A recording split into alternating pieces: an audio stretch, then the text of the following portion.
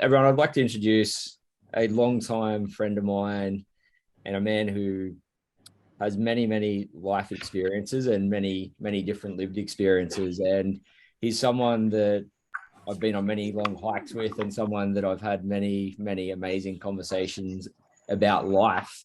And yeah, I was excited to invite Steve along here tonight, and even more excited that he accepted and has joined us after a long day dealing with clients. So Steve, welcome tonight. And if you'd like to just give us a quick introduction to you in however you want to describe yourself, that'd be great. Well, firstly, I'd like to thank everyone for allowing me to speak today. I hope with what we discussed today, I'm able to answer your questions for starters and provide some information that will be helpful to you in some way on some level. First and foremost. Yeah, so I've had, like Tynan said, I've had many experiences, ranging right from my youth up to now. A lot of them has been a lot of growth. I will say I'm constantly looking at self-reflection and growth. And to the chat. Oh. I'm just going to mute other people, folks. So fire away, Stephen. Right. Especially over the last 10 years, I've been working in the mental health field with children, communities, addictions, addiction rehabs, and general counselling. So I've had a lot of conversations around mental health and a lot of different experiences from different people, which I thoroughly enjoy, because I always think people are, they're their own professional of their life, and everybody has their own experiences, which I think is really important. Awesome. I'll try not to waffle too much today too. No, that's fine, mate. And look, you've had a variety of life experiences, as we mentioned. But look, I'd like to start off with sitting around the lived experience of suicide, and a lot of the work you've had and the conversations we've had over the life, you've had a variety of roles in terms of helping people. But with all that's happened around you, can you tell us how your variety of lived experience of suicide, how they direct the way that you live your life and your relationships and boundaries and how you work? So how they all come into the play with who you are in all those different roles? Sure. I think over the time and obviously over a number of experiences that we all have, we tend to shape our values, our beliefs, our motivations, who we are. I think that the easiest way to describe myself would be curious. I'm always curious. I like to be curious. I like to explore. I'm very versatile. I like to find a way, flexible, rather than just being resistant. And I'm very determined. And those three things I've brought forth from the past to the present. Of course, there's some things that happen in your life that, you tend to be more in survival mode, especially when you're talking about emotions. And when we're in survival mode, that can just change a lot of the motivations, a lot of thinking, a lot of reactive ways. But over time, as things change and you develop and you become curious and you learn more, the honesty and has to really come to the forefront of the self-reflection. It can often be very confronting, and those three things have really come forward to me over time. Some coping strategies that I've needed in the past, I've had to let go of, because they don't longer have a function for where I am now. And it's a problem that does happen with some people, is they get stuck where they are and they continue to use those coping strategies that worked for them in the past, and they bring them forth and they keep them maintained, and it becomes a very dysfunctional coping strategy and becomes a dysfunctional way of engaging and integrating in your everyday environment as it changes. Yeah, really, that's really interesting. So I'm just wondering if you can tell us more a bit about those coping strategies. What have they been for you, and yeah, what changed about those coping strategies? So coping strategies are hugely important. You know, I'm very onto that, Tynan. Coping strategies would have to be one of the biggest things that we need to learn, we need to understand, and we need to change. And that's probably one of the biggest things, is to change and maintain your coping strategies so they stay current with your changing environment and with your changing in knowledge, learning, and motivations. So it's a constant changing process. So for example, I can talk about coping strategies for ages, but for example, if I start going for a walk to manage my stress, it could work for a few times, and I come back and I'm feeling quite good. It produces a lot of positive endorphins, gives me a lot of time to think, reflect, and so on. But the problem is if the coping strategy is the only thing is walking, going for a walk, then what happens every time I go for a walk and I'm in a negative mindset, what will end up happening is that coping strategy, walking, will end up being negatively associated. So it actually won't help anymore. It actually, the walking actually triggers more negative thinking and more negative feelings. So when I talk about changing, you could, for example, walk on the same path, but tomorrow you're going to walk the opposite way. Or you're going to do a couple of different things along the way, change direction, go around a tree, or do something different. I don't know if you've ever tried this before, but I ride a path regularly, and I do what I speak. And I rode the opposite way the other day, and ironically, I went past the turnoff, and I had to stop and go, oh, hey, hang on, I've missed my turnoff, and I've had to turn and go back on. So it keeps you in the mindset of where you are and what you're supposed to be concentrating on, rather than tuning out and just forgetting about everything, because tuning out is one of the biggest problems that can have when you're actually reflecting on your mental health or where you are emotionally. Yeah, so it sounds like mindfulness is quite a key component of what you're talking about. But I'm just wondering whether you might step back a bit. And I know that you do a lot of work around drug and alcohol counselling, addiction counselling. And I'm wondering if you could just give us a bit of an insight into where your journey has been with that, and maybe some of those earlier unhealthy coping strategies, which I imagine might have been a factor in that. Absolutely. I mean, substance use, a lot of people will aim a lot at substance use and say how bad it is and everything. They'll really point at the behavior and the substance as the problem. No, a lot of people don't actually look at the underlying motivation behind the substance use. Substance use, in my eyes, is it's a coping strategy. It's a way to basically give yourself space, some mental space. Not the saying that substance use is healthy and a healthy way of coping, but it is a coping strategy for when your nervous system and your emotions are overwhelmed.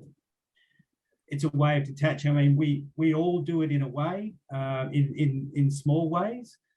So, for example, people have a big day. They come home. They have one or two wines, just to wind down.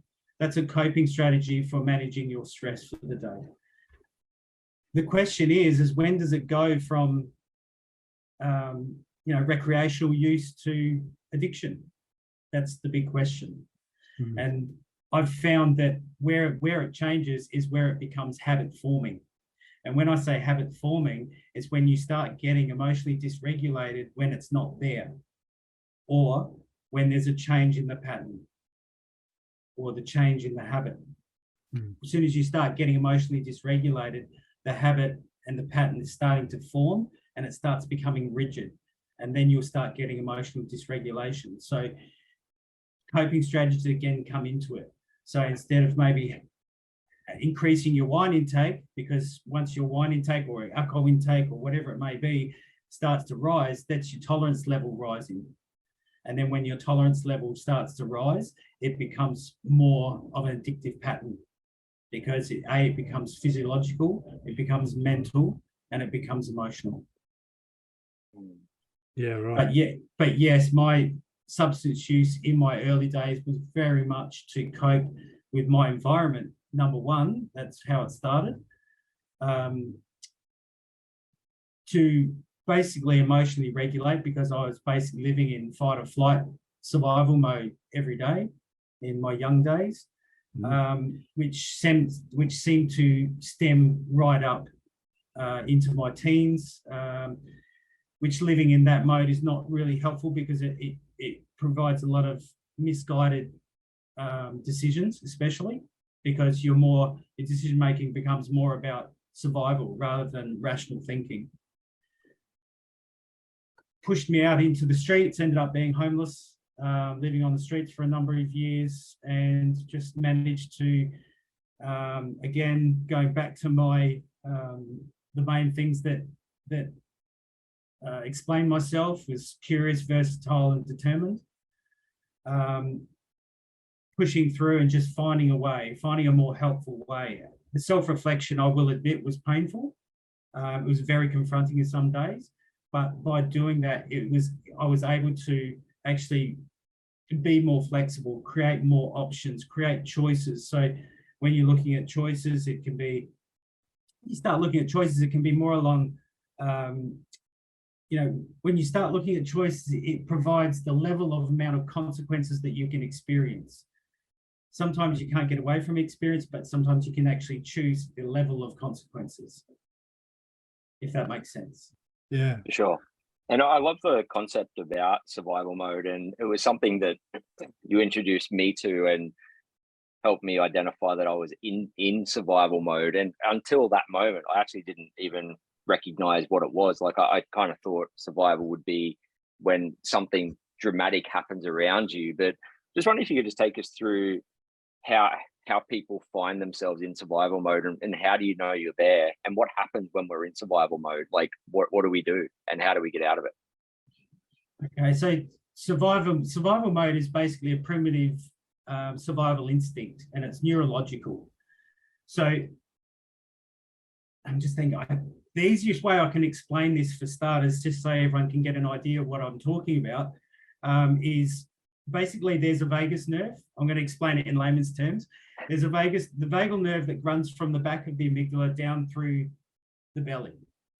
So basically, when we go into survival mode, so if we get triggered, fear, fight or flight, a lot of people would have heard of fight or flight, is two of the survival modes.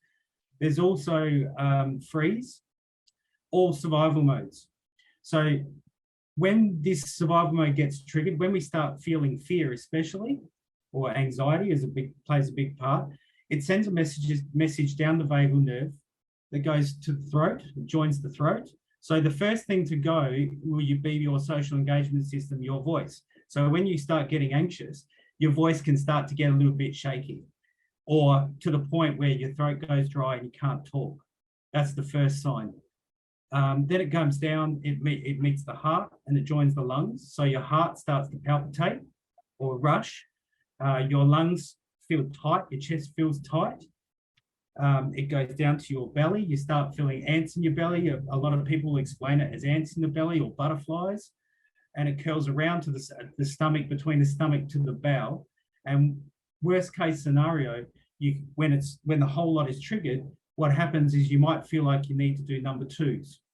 So for example, if you're going to go in and do an interview, for example, a job interview that you absolutely love, just before the interview, you might feel a little bit dry in the throat. Your heart might start to palpitate, your chest feels tight, and you might feel like you need to go to the toilet. That's actually a representation that your vagal nerve has been activated and anxiety and adrenaline is starting to flow through your body. And when that happens, a lot of things can change. So for example, if I was going to come up to, I'll use somebody here, I'll use you, Tynan. If I was going to come up to you, Tynan, and talk to you or present something to you, and I came right up really close within your boundary, within your safe space, there's two ways that you can react, or three ways that you can react. One would be to push back, to freeze, or to run. How would you feel if I came right into your space? What would be the first response that you'd want to do? Push you back. Push me back. And what would be motivating the pushback? Uncomfortable. Uncomfortable. What would that mean to actually push me back? Probably. What would you be feeling? Threat. Yeah. Threat. So then your anxiety starts to increase, and you might even get angry, and the angry response is to push me back. Especially if I go, you know what, I'm going to move closer. Then you're going to get defensive, and that's the survival mechanism. So the other option is you could flight or run away and get out of the room, or you could just freeze and not say a word and just absolutely freeze. That's a survival response, of primitive animal survival response when they're actually cornered, feign death. Awesome. Brent, did you have a question?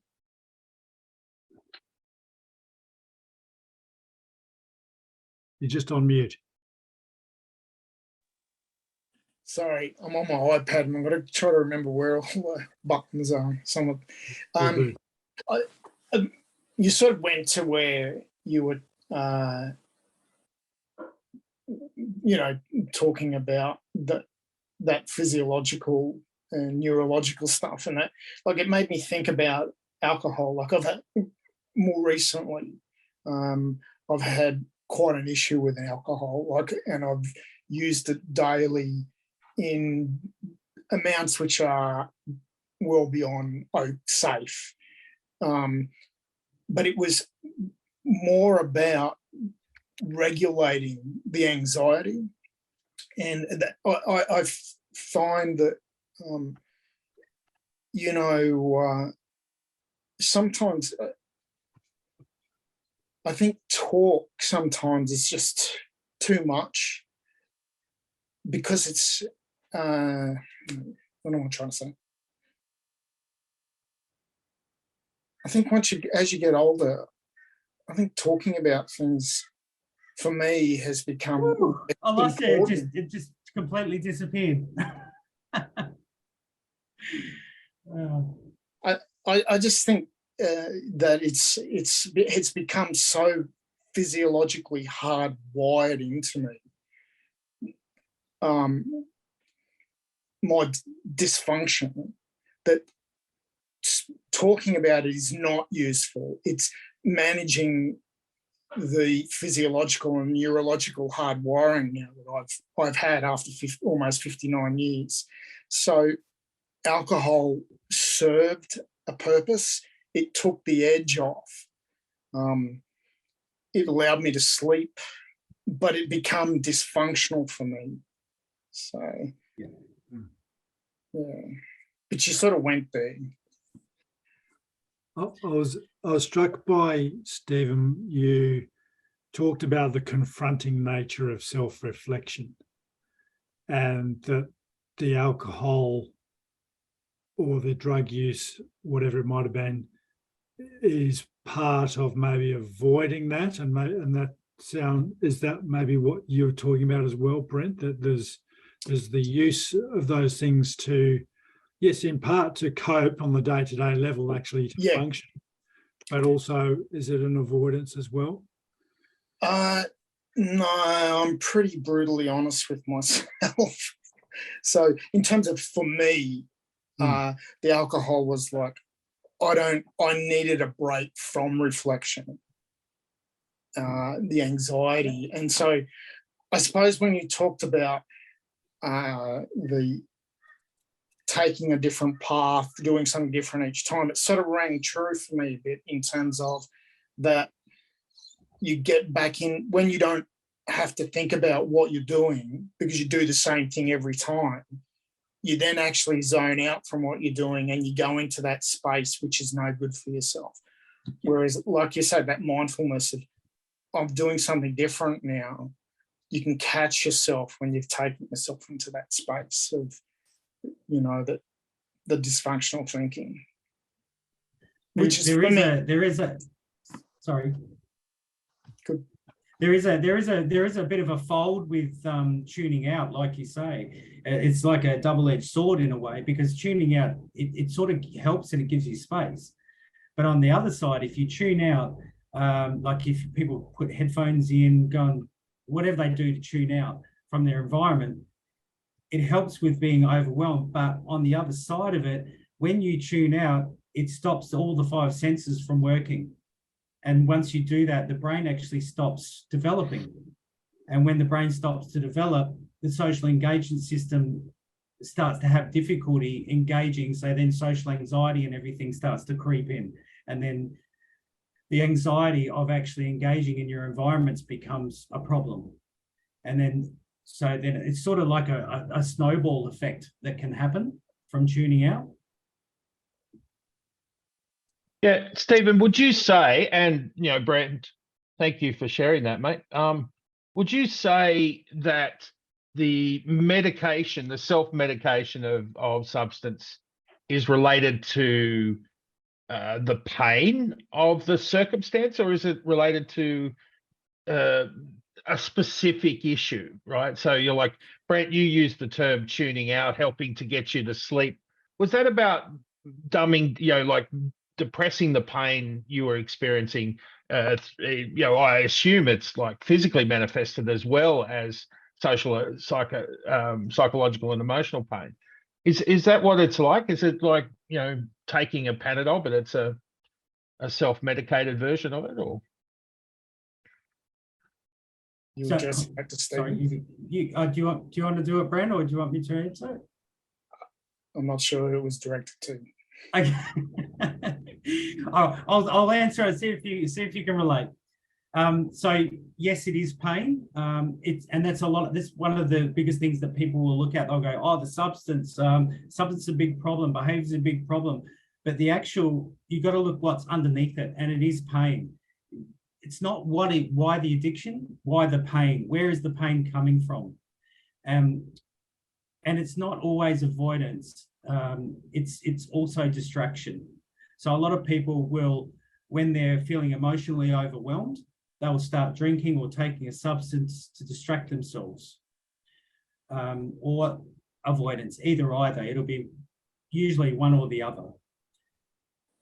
When you talk about the pain too, Steve, you introduced me to a phrase that I use pretty often at Lifeline, and that is when I'm talking to someone, I'll ask them, do you want to die, or is it that you want some pain to stop? And it's always, I want something to stop. Like, I want something to stop. I don't have the capacity to process or to do something with what I'm feeling, and it just seems like the way out for me. Can you speak into that and how you work with people when that comes up? Yeah, that is a really common one. I've heard that so many times, and it is a very powerful question because it does promote reflection. I really like that question because it is a fact that majority of people that I've spoken to and I've asked that, there's no other way. They don't know how to stop what they're feeling. And when you say what they're feeling, we're talking about the entire nervous system being overwhelmed. So you're talking physiological response, body, mind, everything is completely overwhelmed to the point where you can't make just any decision except the quickest way to stop that pain from happening. And it is pain. It actually feels horrible. I've asked people, you know, when they say, "Oh, I'm feeling alone," and I'll say a simple one, you know, what does that feel like? And they don't know. They can't actually put words to it. Even the simple thoughts of feeling alone or depressed or something like that have a feeling attached to it. And when you can't recognize that feeling doesn't go away. It's just that it's numbed and it's being ignored and not acknowledged. And it continues to fester, and it will actually keep building, and it'll keep your nervous system absolutely firing to the point where it becomes overwhelmed. A common one that I'll point out to a lot of people when we're talking about this, and it tends to make a lot of sense. I like to speak in layman's terms because it makes a lot more sense. Is I call it the emotional cup. I think I've told you this, Tynan. The emotional cup. Think of the cup as your body, and your emotions as water, and the water fills the cup. So as soon as you wake up in the morning, you can tip a little bit of water into your cup, and everything that happens that takes some kind of emotional content or attachment, the cup slowly fills with water.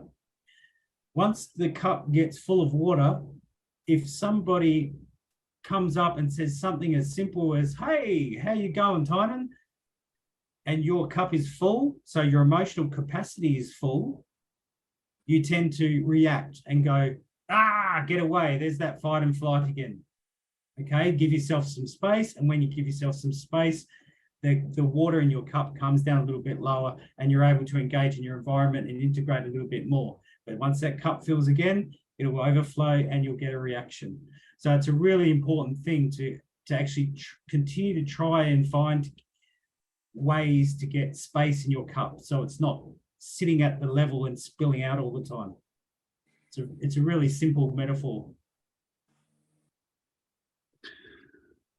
Great, thanks, Stephen. I'm wondering, just to change tack slightly, just wondering about this idea of addiction. Is there such a thing as healthy addictions? Tynan and I have spoken about how perhaps we may have had unhealthy addictions and we've come through challenges and then we throw ourselves into exercise or, running crazy amounts of distance and that sort of stuff. What's your take on all that sort of thing? So, is there such a thing as healthy addiction? And don't go personal on me, buddy. Question. I love this question. So for starters, you're talking about coping strategies again to emotionally regulate yourself. And let's be honest, even with when you're talking pushing your body to endurance sports and things like that, you can actually get addicted to the natural chemicals that are released in the brain. For example, adrenaline, dopamine, endorphins. They can actually put you on quite a high. And you can actually get addicted to that. That's why you get people that adrenaline junkies, as they call it. So realistically, no addiction is healthy. When you're looking at addiction, an addiction is a compulsive need for and use of a habit-forming substance. It creates emotional rigidity, defensiveness, and basically it's all to meet a need that has not been met yet. So we will push ourselves to meet that need in some way, even if it is dysfunctional or not healthy. It's always about meeting some sort of need. An obsession, and that's another one. Obsession that's an idea or thought that continually preoccupies or intrudes on a person's mind. Being liked, an obsession about being liked can actually really damage relationships, and actually forming relationships.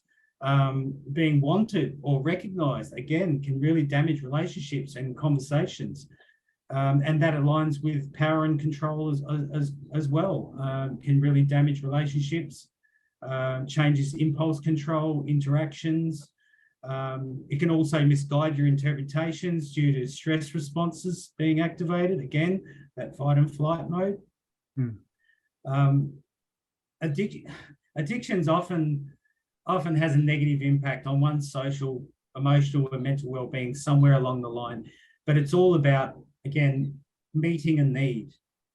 That's probably the biggest thing about addiction. It's about meeting a need. And basically, majority of behaviours that people see, whether they be healthy or unhealthy, again, it's about meeting a need. It's a need that hasn't been met.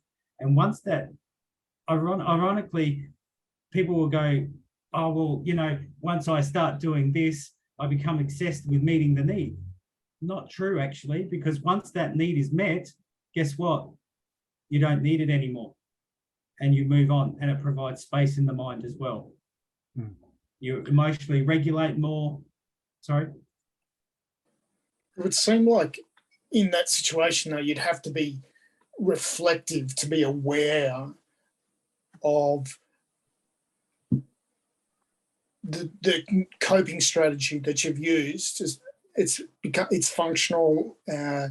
It's helped you address the need. It may be an ongoing need, and you may have to continue to do it. But it would seem like if you're not reflective about it, then you're not aware that it has met your need.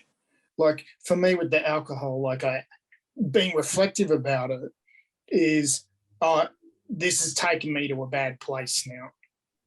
But I have to be reflective, and same with exercise. If exercise helps me deal with overload stress, then that and it's functional, has other benefits for you. If I'm not reflective about that, then I could never know that when it starts to become dysfunctional. Absolutely, absolutely. And this is the importance of groups, talking to other people. Other people can help you reflect. Certain people will say certain things in times of your life that make you just reflect and go, hey, hang on, something's going on. And, so support groups, I'm a big fan of connecting people to the right service, right things for the right problem. It is really, really important, because I think I'm just going to take a stab in the dark. I'm sure we've all gone and spoken to somebody, whether it be a professional or not, and they've actually made us feel worse. We've all experienced that somewhere along the line. It hasn't been helpful. Yeah. But that's why it's important just to not take it on face value and go, okay, that wasn't helpful. Let's keep trying and see if we can find someone that is. Beautiful. Jason, thanks for your comment in the chat there, but you got your hand up. Fire away. Yeah, I was going to say that little conversation then with Brent and Stephen, what you're talking about, and that, I guess, reflection. Two of my notes here that I copied down straight away when you started talking, Stephen, was that curiosity and self-awareness. I guess, would you see those two things as being really important drivers of that, reflective process? I think between the two, yes, I would say yes. I think curiosity is probably the biggest one. The thing I love about curiosity is when you are curious, you're not being judgmental. When you're judgmental, you can be very rigid, and a lot of implicit biases will come to the surface when you're being judgmental, whether they be implicit or explicit, it doesn't matter.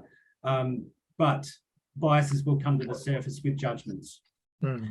But when you're curious, you're more about being open, reflective, finding a way, alternatives, choices. It just provides, I actually call it like almost like justice scales. That's what I picture.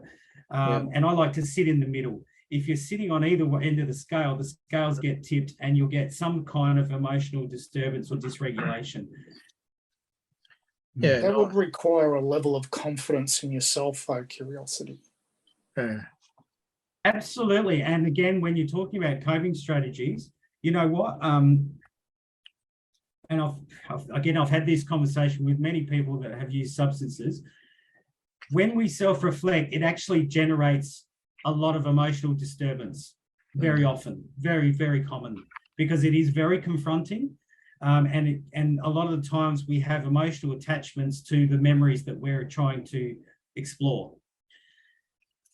So it's important to do it in little bits and pieces.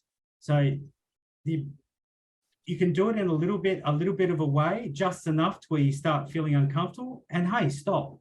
You don't need to go any further, because actually if you go any further, you start to dysregulate, and your mind and your thinking pattern becomes irrational. So you're not going to actually get positive reflection or rational reflection.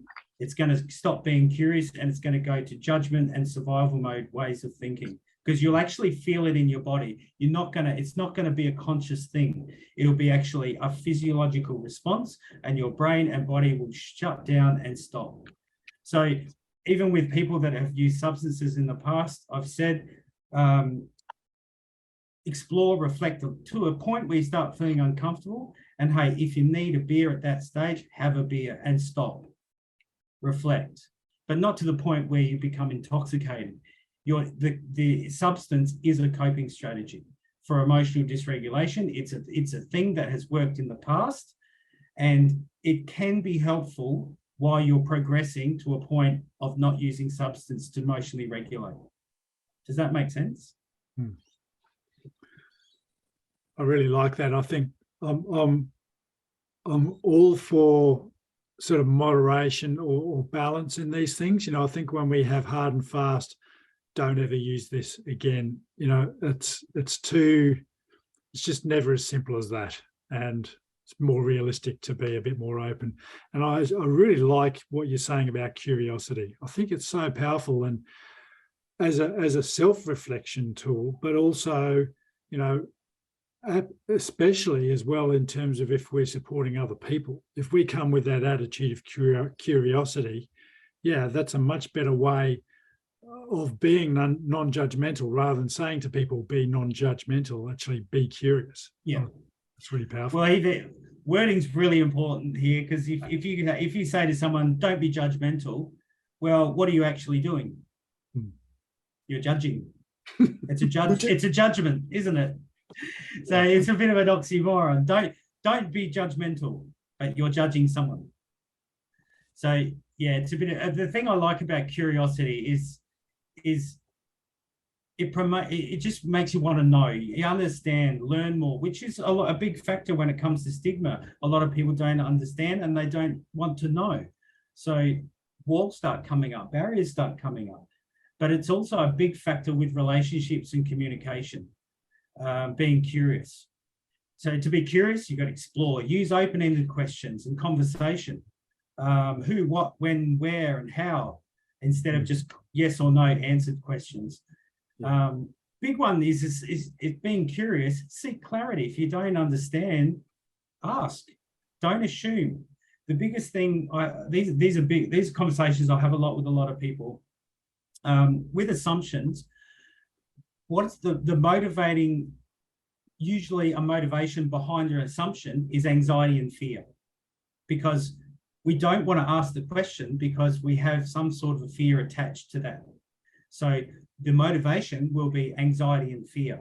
Now, if your assumption and motivation is anxiety and fear, you're going to think of your assumption is going to be the worst case scenario, which often is very untrue. And usually when you ask, or you be curious and you ask a little bit, you go, oh, that had nothing to do with what I was thinking or where it was going to go. And generally, because you've just eliminated the anxiety and fear behind the question or the curiosity. Yeah. Stephen Smith, you got a question for us there. Yeah, I think it's about, I know it's about reflection, and it's purely self-interest. Look, in the breakout, I explained my son took his own life recently, my eldest boy, which was, as you can imagine, devastating. Yeah. So, Sorry. Thank you. I'm not into self-reflection, but I'm into paring back. I've removed the extraneous from my life. I've tried to simplify it. So I was a union organizer. I stopped work. My union was heavily engaged in labor politics. I stopped that. But I kept the core things about things I cared about. So family and community and friends. And I wonder, is that paring back? I guess the question is that paring back and reducing the life to basics or the simplicities, is that the first step on self-reflection? Because I don't quite understand the curiosity bit, because I will never understand why my son took his own life. It is beyond my comprehension. And at the same time, I don't understand my own reaction to that just yet. I know it's pretty visceral, but I haven't come to terms with it emotionally. And I'm not sure that I will. I'm better, some days are not so good others. But is pairing back the same thing? Is the start of the journey? That's the question, I guess. Great question. And Steve, I'm really sorry to hear that. But it's interesting, your question, because in actual fact, you have self-reflected, but you've done it in an implicit way. And what I mean by it, implicit or explicit, implicit is it's an unconscious way. So your brain has actually gone, hey, I'm overwhelmed, I'm emotionally overwhelmed, I'm mentally overwhelmed. I am going to pare back. I'm just going to pull everything back to a point where I can actually cope. And you actually start grabbing hold of things that you feel will work or that you can still hold on to, which is what you've done. You've actually implicitly reflected back and naturally grabbed hold of the things that you are still able to maintain an emotional attachment to. So well done. That's actually a beautiful, beautiful outcome, because as you grow, your emotions, your feelings start to process in time. You'll actually start increasing activities, increasing engagements, and things like that. It will naturally come, but a lot of it's got to do with processing unresolved emotions. Yeah, and I wanted to just acknowledge, I think, that point you made, Stephen Smith, about not being able to comprehend, what happened there with your son. And I think that's totally realistic and reasonable and understandable to have that feeling about it. And I guess my sense of what the curiosity I think we're driving at is just more about our own feelings, our own dealing with different things, and about ourselves, not necessarily about that external situation. But yeah. And I'd also like to add that, Stephen, you were actually being curious right then, because you were being curious about curious reflection and pairing back. So that's what I mean about this being curious and reflecting back. You've actually observed that you can't take in all the activities that you were doing because of what happened and your emotional content. So you've naturally just paired back, and you're being curious about how those two meet. That's what being curiosity is all about. And Jason, you've put another really great question in there. How can we encourage curiosity in others? And that's something that Steve in the past, which has encouraged me to do. And it was around like my emotions and things. And I can't remember exactly what you did, but it ended up being what I think was named emotional agility. But Steve, do you want to speak into that for a minute about how we can encourage others about curiosity? Well, first, I can go lots of different ways with this one.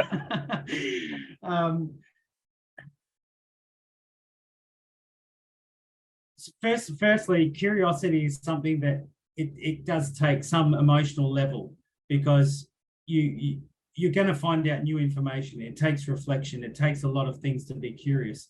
That's why I do emphasize, when you're being curious, to do it when you're in a good space and your emotional capacity is in a good place. Emotional agility is about being able to bounce back. Maybe being curious about something, you might not hear what you want to hear, and you feel it emotionally, you feel it internally, and you just, you go step back, take a break, go away, come back, and maybe hit it again and try it again. And when you step away and go back and try, say, an emotional coping strategy, say ride a bike, you come back and you try it again, you might actually be able to go a little bit further each time, because when you take that break and you use an emotional coping strategy, it provides that little bit of space. So it provides that space where the brain can actually process. And by the way, when you're talking about emotional agility and creating that emotional space and processing emotions, sleeping is one of the best things. That's even when something really frustrates you, stresses you out, and you get to that point where you're not going to break, but you're there, you're very close, and you go, you know what, I'm feeling really tired, and you go away and sleep. and your brain will process what's happening. You come back and you feel like you have a little bit more space in your mental capacity, at least. But emotional agility is also about taking other people's information, opinions, content. I'm a big fan on opinions. Everyone has one. Doesn't necessarily mean right. It's really important to actually look at how you view somebody else's opinion, whether you take it personally or whether, you know, is there any fact behind it, or is it just purely their opinion?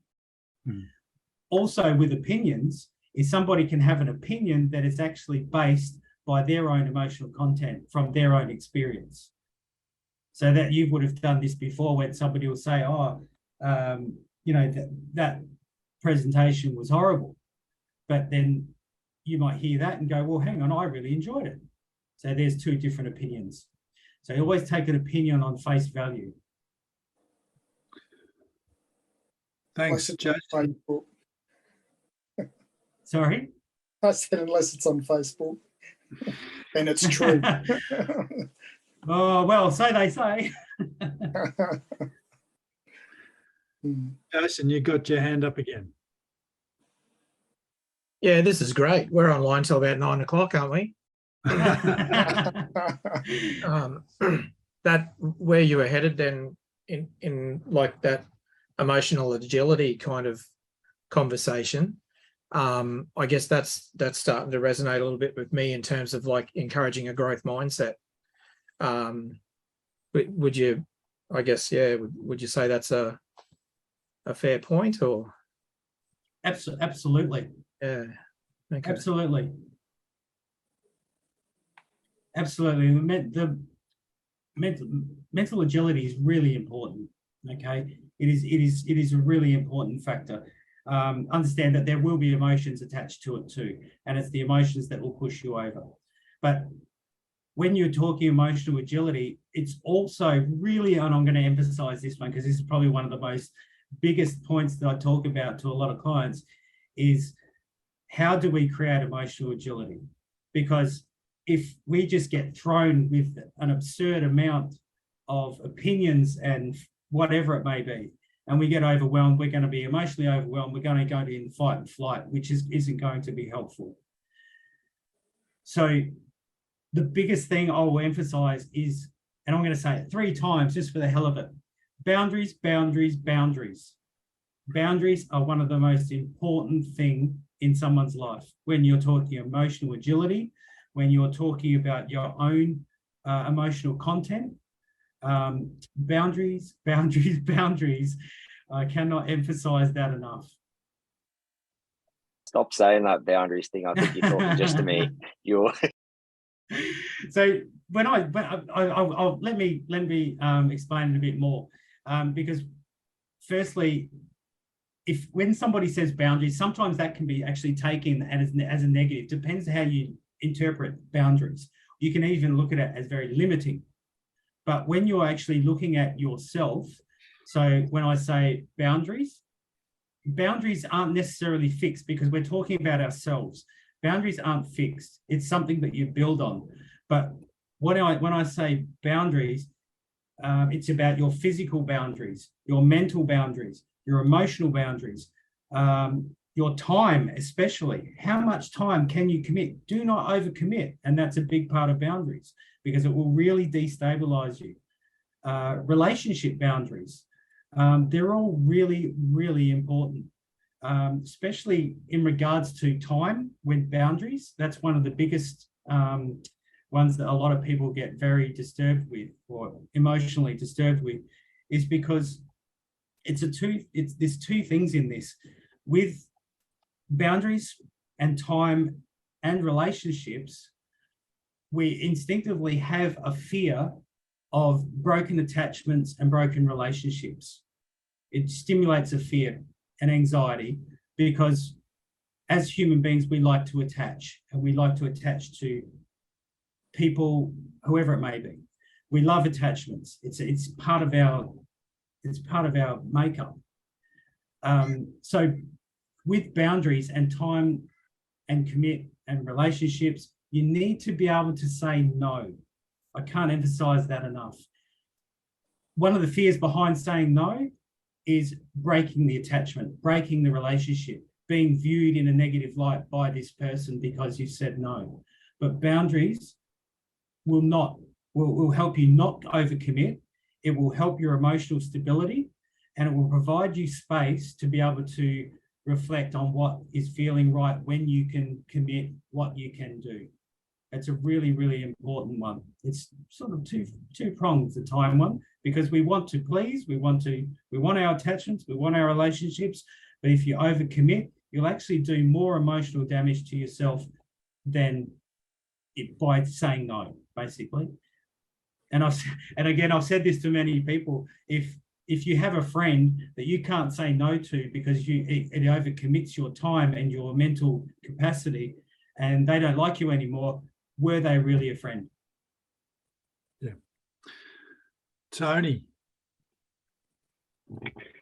Yeah, thanks, Stephen. That kind of opens up a whole other can of worms for me, because the emotion that mediates boundaries, in my experience, in terms of working particularly recently within the Men's Sheds network in North Melbourne, where we've had a number of issues come up amongst the guys that they've been sitting on for years.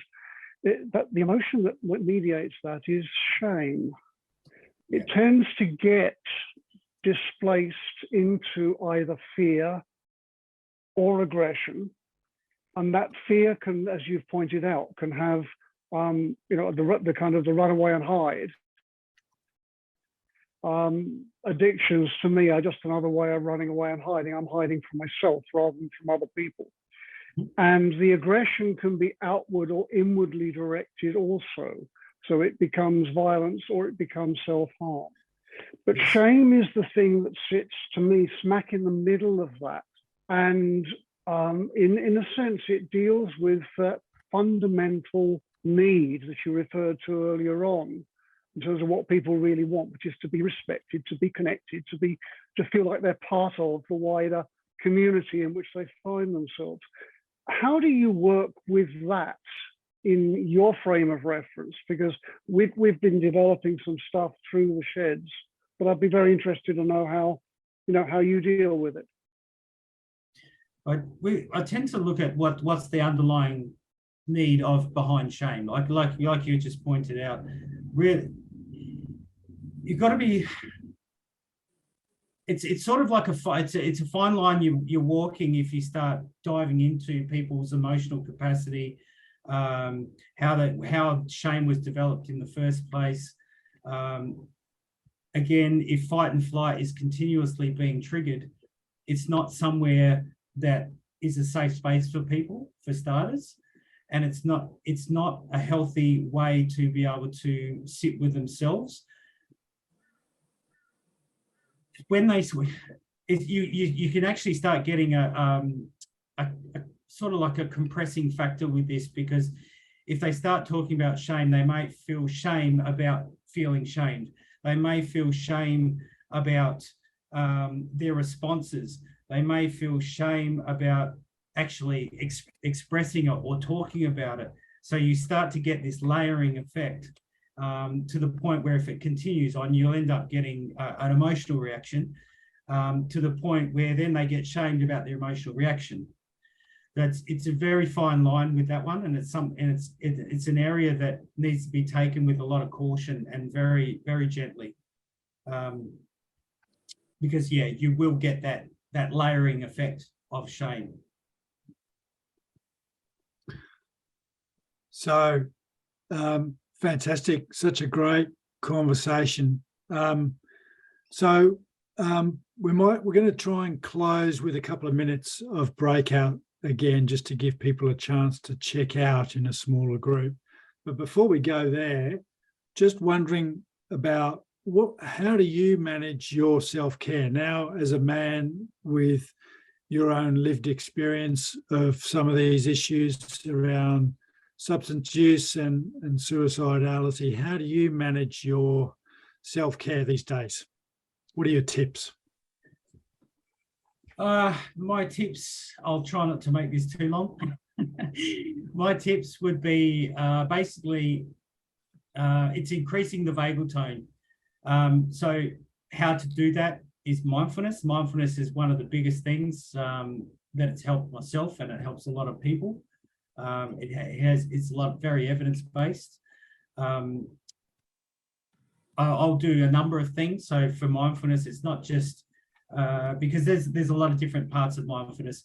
But the mindfulness that I do like mindful eating, so slowing down and actually taking notice of what you're putting in your mouth, the flavors, the texture and everything.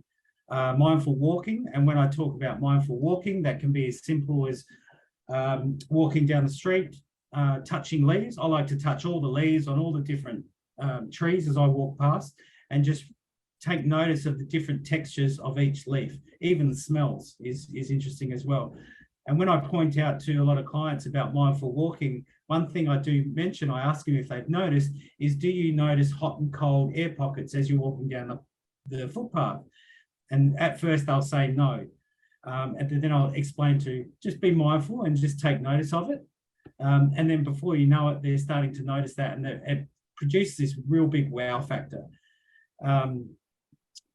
Mindful reflection, mindful feeling, observing sensations in the body. It's something that, again, if you've experienced trauma, you've got to be a little bit careful and take it slowly with looking at sensations, because they can automatically become overwhelming. But it is helpful, because it does actually, you start to recognize when you're talking in a situation that starts to generate some anxiety, you can actually start feeling it in your belly before you get to a point of reaction and going to that fight or flight. You can actually start recognizing lots of little things. One thing I will point out that I do speak a lot about is when you're talking about an issue, I like to point it out as changing the narrative. Is it a wall or is it a hurdle? Because the narrative because a lot of people in conversation will say, I've hit a wall, I can't go on anymore. And that is the narrative of a wall. It's big, it's huge, you can't get past it. And that itself stimulates a lot of emotional dysregulation. But in a hurdle, you can actually go around a hurdle. You can go under a hurdle, you can go over a hurdle. It provides a lot more flexibility. I suppose it's that middle ground again, like I was talking about. Again, boundaries, but the things I do activities, a variety of activities. The main ones that I keep are cycling, swimming, bushwalking, hiking, and gardening. And also a lot of dog sports as well. So there's a number of things that I'll change every day. So I won't just go for a bike ride every day. I'll go for a bike ride today. I'll go for a walk tomorrow, swim, but I'll change it up regularly. And it just helps you stay exactly where you need to be rather than tuning out during an exercise, which isn't helpful. And that's one of the big things that, being a friend of this guy, he is on me all the time about mixing up my self-care so that I don't just get in that routine where I'm in a rut without even knowing it. Like I'm in a rut because I'm doing the same thing over and over again. And effectively it doesn't become self-care anymore. It becomes a self-fulfilling prophecy that doesn't change. So yeah, it's definitely a good tip to have that on board, to mix up the self-care throughout the year and a variety of different things. So thanks a lot, buddy. Mate, it's been a pleasure to have you on tonight, and I'm sure that we could all stay on here and chat for hours, and sometimes we go for 12-hour hikes and chat about this stuff. So it's great. But and I could talk about this all day, to be honest. I could just go on about this all day. I find it absolutely fascinating, and it's a passion of mine. For sure. And look, we're just going to go and finish off with some breakout rooms, but does anyone have any final question for Steve before we close out? Can I just say I'll be happy to come along on one of those hikes if you're planning one. Apparently they're helpful. Yeah, well, Stephen's partner Sam is also a counsellor, social worker, so sometimes I go on these trips and find out a lot more about myself that I didn't really want to know. But just in case we don't come back after the breakout groups, thank you very much, Stephen. That was fantastic stuff. Yeah. Most welcome. Yeah, thanks so much. A quick closing message from our sponsor, if I may. Australian Men's Health Forum has been doing a lot of work with me here in Tassie recently. We've got a Tasmanian suicide prevention strategy consultation process going on. I've just shared a link in the chat with a page on the AMHF website about that strategy, and we've actually got a little petition going. We're making a bit of progress getting men sort of named up as a key group, but it's kind of being quietly heard. So anyway, if you felt inclined to add your name to the list, obviously it's Tassie oriented, but if you wanted to make comments about the need for, male focus and that sort of thing, that'd be wonderful. No pressure at all, though. And Jonathan, yeah. if you're okay, we might even get that sent out as an email to the group as well, just to have the link. Yeah, great. Yep. Yeah, we might do that tomorrow. Sure. Thanks. All right. So, yeah, look, thanks again, everybody, for being here. It's just great to have these opportunities to connect. Just want to remind everyone, if there is anything you need, Tyne and I might chuck our phone numbers in the chat just in case you want to give us a call after the session.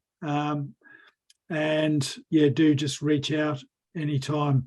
So we'll close with a couple of minutes in the groups and just leave your group when you want to. Yeah. There is the option to come back to the main group if you want to, or you can just leave the whole session. So just check out the boxes there, the options. And Jonathan, can I just say one more thing? Yeah. Sorry. For sure. For everyone, this is a good a nice little one that I do use for a lot of clients too, just for a bit of reflection, and it helps set some goals, specifically in your personal life. Is the Maslow's hierarchy of needs. If you guys just reflect on that and go through each one, and just look at how you're meeting each of those needs. And then it helps with actually setting goals. So even with, say, employment, for example, how are you setting goals to achieve the employment and direction that you want to do? The biggest thing is to aim to be your authentic self, which is something I could go in for another hour. But yeah, that is another deep, dark rabbit warren if ever I've heard one. Yeah, for sure. That's a great one. But Maslow's hierarchy of needs is a really good reflection tool. Yeah. Yep. Fantastic. Awesome. Thanks, Steve. All right. So we'll move to breakout rooms. We'll close this a bit after 5 o'clock. So you got 10 minutes or so after 6. Sorry. Yep. So you got 10 minutes or so to just connect and say goodbye to each other. And yeah, like Jonathan said, we'll stay online too if you want to stay and have a chat. Yeah.